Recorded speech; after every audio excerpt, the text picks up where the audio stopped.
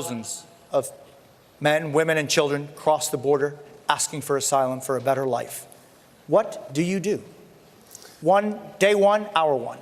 Well, certainly the images we've seen this week just compound the emotional impact that the world is judging us by.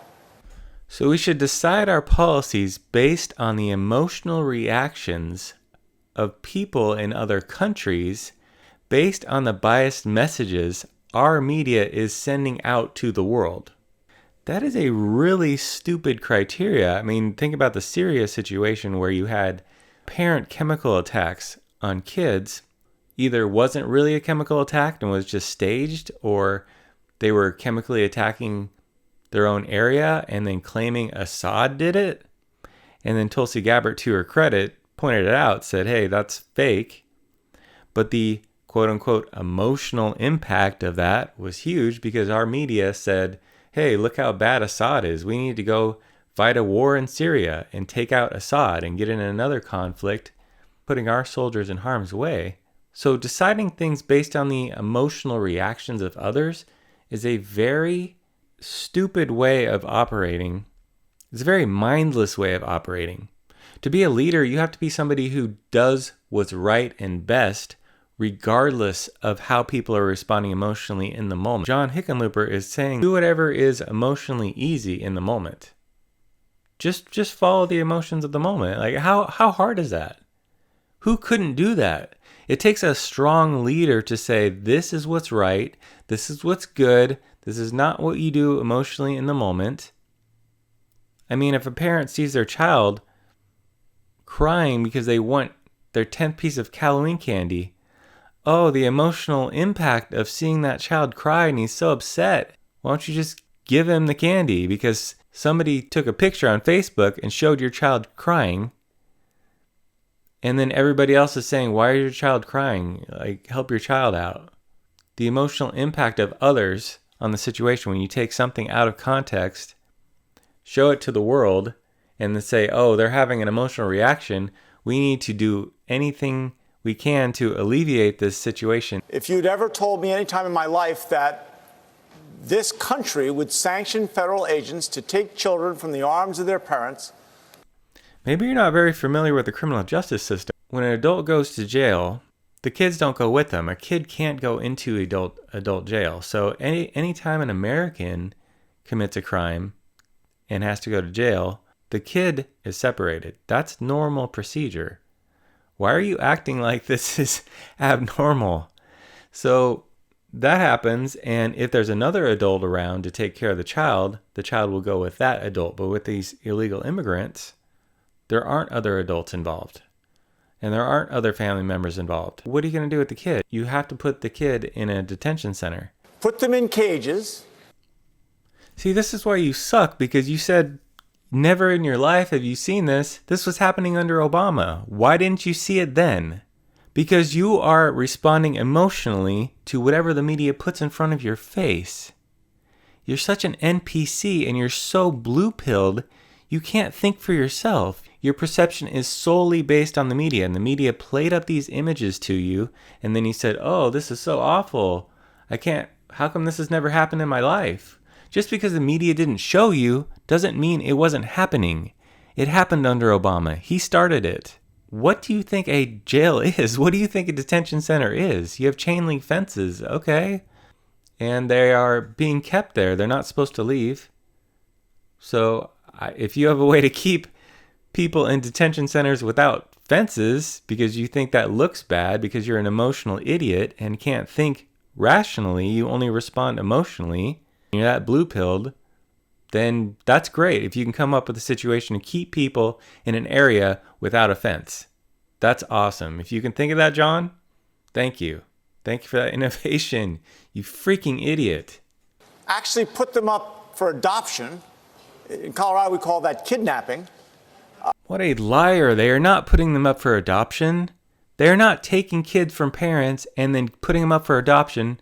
They only are putting kids up for adoption if they came across with a child trafficker. So you want them to go back with a child trafficker or a child sex trafficker. That's what you want? We don't put kids up for adoption if we know who their parents are. We do everything we can to find their parents. What a ginormous lie that was. Child abuse.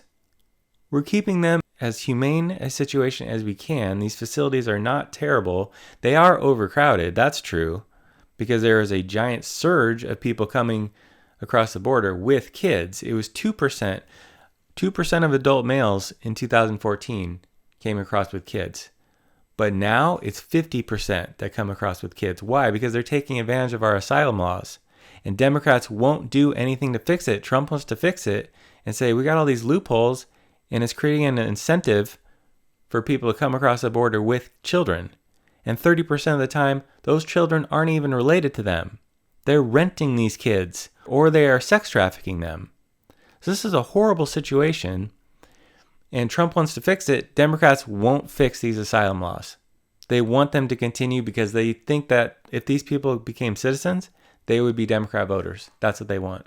They don't care about the kids that are being trafficked and rented and taken away from their parents. First thing we have to do is recognize the humanitarian crisis on the border for what it is. We make sure that there are the sufficient facilities in place so that women and children are not separated from their families. The children are with their families. Do you even understand the situation? He's saying that kids being separated from their parents is a facility problem. It's not a facility problem. You're separated from your parents when your parent is held in detention in an adult prison. That's when you're separated. That's not a facility problem. Yes, there is a facility problem with the kids' detention centers because they're way overrun. They have about 5 times as many kids as they're supposed to have in each detention center. And that's a problem. And Republicans voted for more funding, for more supplies for the detention centers, but Democrats won't vote for that.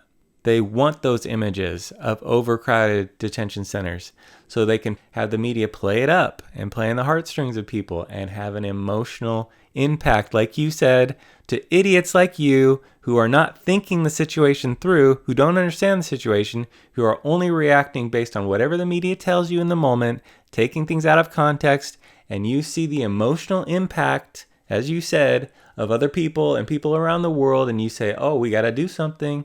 That's how the media is manipulating you. If you were president, you wouldn't be president. You would be the puppet of the media. And they wouldn't even have to tell you what to do. You would just do it automatically because you are so blue-pilled and you're such an NPC, you don't even think. Do you even think, bro? We have to make sure that ICE is completely reformed and they begin looking at their job in a humanitarian way where they're addressing the whole needs of the people that they are engaged with along the border. Why would you assume they're not? ICE is acting in a very humane way. They take care of babies. They do treat people for medical problems, and they do feed people and clothe people. They're not out there just shooting people. How do you not know that? How could you misrepresent ICE to all of America in this debate? What an irresponsible, stupid, emotionally reactive thing to do. ICE is acting very humanely. They're doing their job as best they can. What do you expect? They are following the law. People are coming here illegally. They are being detained. They are being processed for deportation. That is the law. They're doing it in a very humane way. They do have limited resources at these detention centers because they're overrun right now. And that's part of the goal of this whole situation, is to overwhelm ICE. That was why some Democrats were encouraging the caravans and for people to come up to the border with kids. The point was to overwhelm ICE so you create chaos for a photo op that the media, again, could play up and have an emotional impact on idiots like you or other idiots. And then you see those idiots having a bad response and you say, oh, we got to do something about this. We got to totally revamp everything into a situation where we won't have this emotional reaction because you're such a freaking idiot. And we'd have to make sure ultimately that we provide not just shelter, but food, clothing, and access to medical care. They are doing that. Do you even know the issues, bro? I know they make in Colorado, your home state, you made pot illegal, but that doesn't mean you have to smoke it. That doesn't mean you had to smoke it before this debate. That was ridiculous. That was just one answer. So much misinformation, so much stupid, emotionally driven thinking and media NPC and being beholden to the media, not thinking for yourself. This is no kind of leader. This is a puppet. This is an unofficial puppet of the media.